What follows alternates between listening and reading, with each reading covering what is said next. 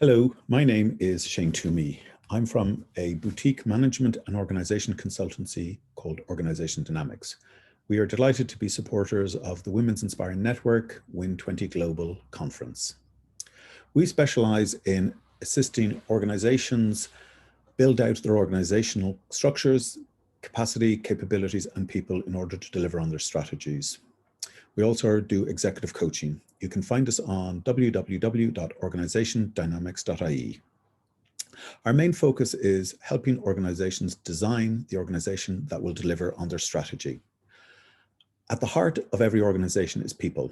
And unless people are set up for success, they won't be able to work to the best of their abilities. And if they don't work to the best of their abilities, they won't be able to work to deliver on the strategy of the organization. We work with the executives of the organizations to look at the strategy, the purpose, the goals, the targets, and look at those elements that impact upon the organization, whether it is the culture, the behaviors, the recognition, the development, the resources, the roles, the communications, the decision-making. All of these impact upon the people and their ability to work. We look at what is necessary for each of these elements in the delivery of the strategy.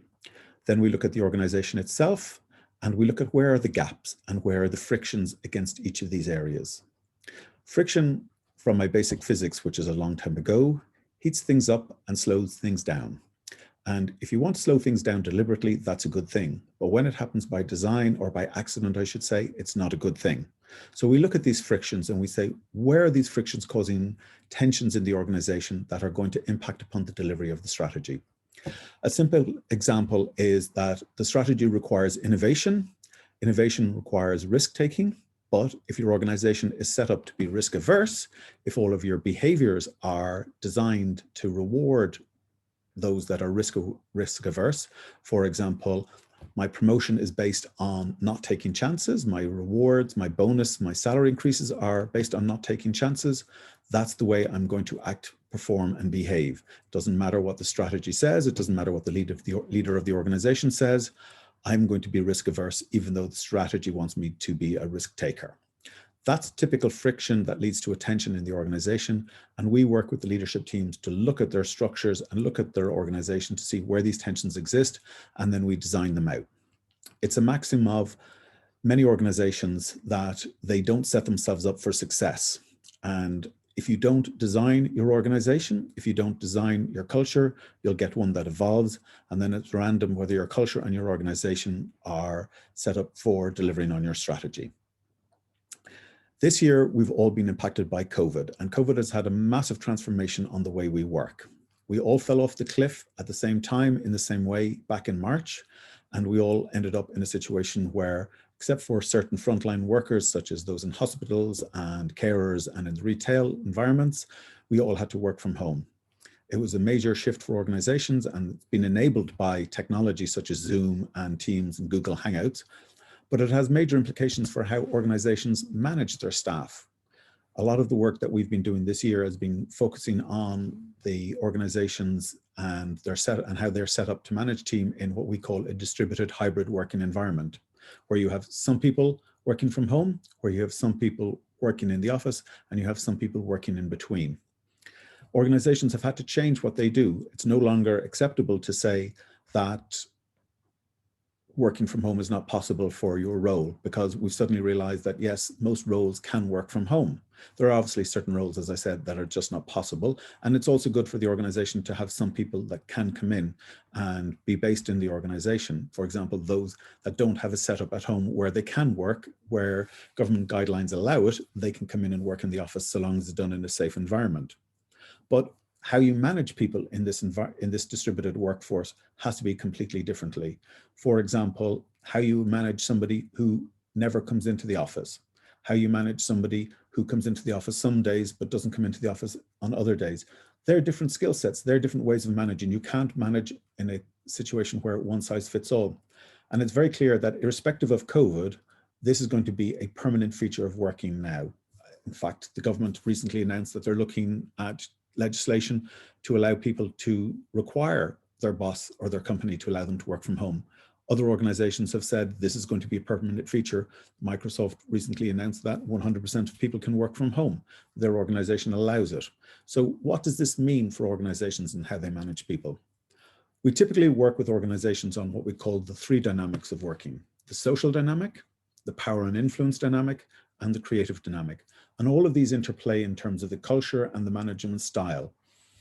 The social dynamic, for example, is the first one that we tend to look at. As human beings, we are social animals. We're tribal. We like to connect with each other. We like to get together and have those connections whereby we meet and greet and talk and get to know each other. We do this in work. We do this at home. We do this in our clubs. We do this in our sports. We do this in our hobbies. That's what we're all about. When we're working from home, we don't have those social dynamics anymore. And they can't be replaced by engagements over Teams or Zooms or Google Hangouts. Just not possible to recreate the same level of social dynamics. So what happens when we don't have those social dynamics? Well, the social bonds loosen and the connection to the workforce loosens, and our focus of how we engage with other people loosens. And that has a profound implication for the ability of the organization and its culture to create the other dynamics that are necessary: the power dynamic and the creative dynamic. So when we have this hybrid workforce, we have to be deliberate about how we recreate those social dynamics. I call this a structured, unstructured approach to it, because you can't force social dynamics. But you have to create a framework by which they happen. So some examples of what organizations are doing are, for example, random coffee generators, whereby on a random basis, people are given the opportunity to have a cup of coffee with each other. Now, this is in a virtual environment, so it's not as ideal as getting together, but it is where an organization doesn't have that ability to get people together.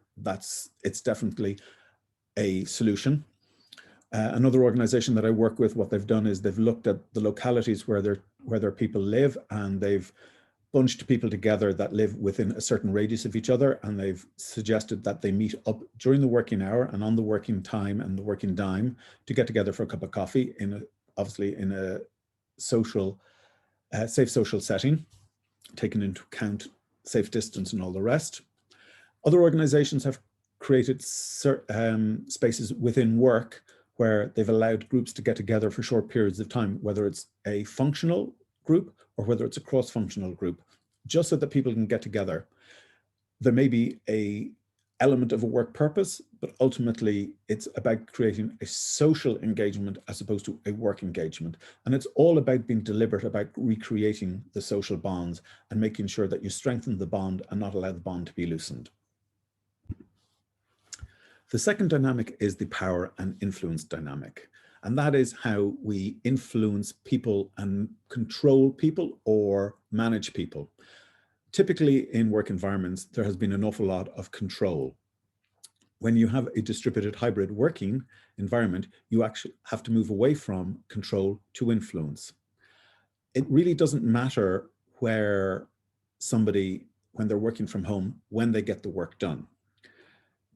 But if we try and manage them on a 9-to-5 Monday to Friday environment, we're not taking into account the setup that they may have at home. I advise clients to look at what the output of the work is and work with their teams to say, I'm going to manage you against the output, not the inputs. For example, I have one client and a number of their staff work split shifts where they work some hours early in the morning and then they work some late afternoon or early evening hours. They make themselves available during the day if there's a specific phone call, but it's very clear that those phone calls that interrupt or impact upon whatever they're doing during the daytime hours have to be kept to a minimum. This is a situation where somebody may have small children, may have teenagers who had been at school, but now the school has closed and they need to work with the children at home in terms of their schoolwork. They may care for elderly parents or somebody else that they're in a caring capacity for. So long as they achieve the outputs that are necessary for the job, it really doesn't matter what the inputs are. Now, there are some managers that like that control. They like that ability to manage people on an 8-hour day or a 40-hour week or a 35-hour week, but really that's missing the point of what is work about. Work is about outputs. If I'm achieving my work, it really should be up to me on whether I get the work done and how I get it done, and not necessarily whether I'm sitting at my desk for a number of hours a day. We don't sit at our desks for 8 hours a day when we're in work anyway. There's coffee breaks, there's meetings, there's informal get-togethers. And if we try and manage people on those 8 hours and expect them to be in front of a computer for 8 hours, we're actually diminishing their productivity. And it is one of the features of working from home that a number of my clients have expressed, is that they've increased the number of meetings over Teams, Google Hangouts, Zoom, and that's actually having an impact upon people's ability to do their work, because if they're spending their whole time on meetings on the computer, they actually don't have time to do the work, and then they're trying to fit the work in and around those hours. So I'm advising my clients and going, set aside certain times of the day, for example, 10 o'clock till 2 o'clock where meetings take place, and minimize them at other times of the day. One client, for example, has what they call focus-free Fridays every second Friday, in which minimal or no meetings are allowed. Within the power and influence dynamic then is, how do you manage your team? When you don't have an opportunity to bring your team together, you have to find some way in which your team can interact. Obviously, there are different things that you can do. Some of them may be in a virtual environment. Some of them may be in the physical environment, if that's at all possible. But again, it's about creating a deliberate approach to how you manage your team, especially when you have a team that may be over different locations, or, as is happening in some organizations, now you have teams that are globally distributed. One organization that I work with, they have decided that instead of bringing the person to the role as they had previously, they're bringing the role to the person. And I've realized that it really doesn't matter whether that role is in Calcutta or is in Bogota or in Ulaanbaatar, so long as the role gets done. Now, obviously not every role is suitable for that, but it is an interesting example of how organization thinking is evolving. Again, it's about being structured, unstructured, putting some level of structure around this, but not trying to create a situation whereby you are forcing the team together to be a team. Because being a team is an output. Again, it's not an input. You can bring a group of people together, but that doesn't necessarily mean they're a team. Teams have to have common purpose, common identity, have to be respectful, have trust, and support each other. And if you try and force that, especially in the distributed hybrid working world, you're going to end up with a discontent group of people as opposed to a high-performing team. The final dynamic that I work with companies on is the creative dynamics. And creativity happens in the ad hoc moments. Yes, it can happen within structured brainstorming and structured environments, but generally it is the aha moment within those structured setups that allows creativity to happen. I'm a big follower of Stephen Johnson, who's written a book called Where Good Ideas Come From. And he writes that chance favors the connected mind, that small hunches collide with other hunches, they hibernate, they incubate, and become something new. And that is where creativity happens. And when we're working in this distributed working environment, we don't have the opportunity for those ad hoc meetings of minds, whether it's at the water cooler, whether it's a group of people going for a cup of coffee, whether it's at the edge of the meetings. Again, so if we don't have that situation whereby we have that situation where people can get together, how do we create that environment? It goes back to the social dynamics. It goes back to the influence in team dynamics that I talked about a few minutes ago. Again, it's about being deliberate about this and creating those environments and saying, well, how do we use the situation that we have? How do we use the opportunities that we have where we can create situations where people get together, whether it's in a virtual world or in a physical world for short periods of time, but we create those setups where people can get together and have those ad hoc aha conversations. Again, this is something that organizations have to work on and have to work deliberately on, recognizing that the past is not the same as the future, and what got us here won't get us there. And that if we try and recreate exactly what we had in the office, it won't succeed, because we are in the virtual world, we are in the distributed world, and we've got to come up with a situation whereby we're working towards the outcomes that we had, but not necessarily in the exact same structures that we had previously. So these are some ideas just for you to think on about how you can bring back into your own organization and be deliberate about designing your culture. Culture happens whether you want it or not. As I describe culture, it's how we do things around here. And if you allow that culture to evolve in the distributed hybrid working world, you will get a culture no matter what, but will it be the one that you want? So you have to work on it. You have to put some effort into it. You have to design it. You have to work with the people and involve them in the decisions and involving your teams in, well, how do we get these situations? How do we get the social dynamics? What are your suggestions? How do we get the creative dynamics? What works best for you? And what worked best for one team might not work best for another team, but it's about creating the parameters which they can work within, and then trusting your people to go and make it happen. As I said, manage people on their outputs, don't manage them on their inputs. I hope you found this useful. If you'd like to contact me, you can contact me through my website, organisationdynamics.ie, or other contact details which would be available from the Women's Inspire Network. Thank you very much, and it has been a pleasure talking to you today.